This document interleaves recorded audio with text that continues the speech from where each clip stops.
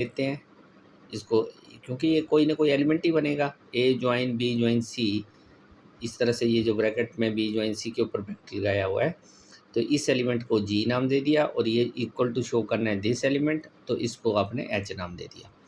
तो G is the join of A and B join C. तो देखिए जी जो है वो ए और बी ज्वाइन सी का ज्वाइन है, ठीक है। Join, it is join between A and B join C. तो ज्वाइन क्या होता है? ज्वाइन होता है आपका लीस्ट अपर बॉन्ड। तो इसका मतलब ये जो है पूरा, ये लीस्ट अपर बॉन्ड है इस और इस एलिमेंट का, ठीक है।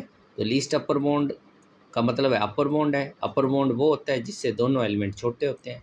इसका मतलब ए भी इससे छोटा होगा और बी ज्वाइन सी भी इससे छोटा होगा, ठीक है। मतलब छोटे की सेंस जो है, मतलब जो रिलेशन आपका लेसन इक्वल टू लिया हुआ है वहाँ पे, ठीक है, उस रिलेशन से अगर डिवाइड का होगा तो मतलब ए भी इसको डिवाइड करेगा और बी ज्वाइन सी भी इसको डिवाइड करेगा। अब बी ज्वाइन सी जो है less than equal to G, means B join C is the join of B and C, ठीक है। तो join of B and C अगर जी से लेस है, तो इसका मतलब बी भी जी से लेस है और सी भी जी से लेस है। मतलब कि अगर दो एलिमेंट का ज्वाइन जी से लेस है तो वो दोनों ही जी से लेस होंगे।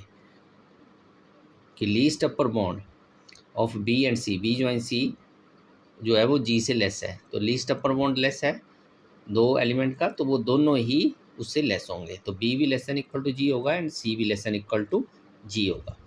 Since the join of A and B is the least upper bound of A and B, comma from A less than equal to G and B less than equal to G, we obtain A join B is less than equal to G. देखिए इसका मतलब क्या हुआ कि अगर ए join B जो होगा वो ए और बी का लीस्ट अपर बॉन्ड होगा, ठीक है। तो लीस्ट अपर बॉन्ड मतलब अपर बॉन्ड में सबसे छोटा। और अगर आपने ये लिखा है तो इसका मतलब जी ए के लिए और बी के लिए अपर बॉन्ड है।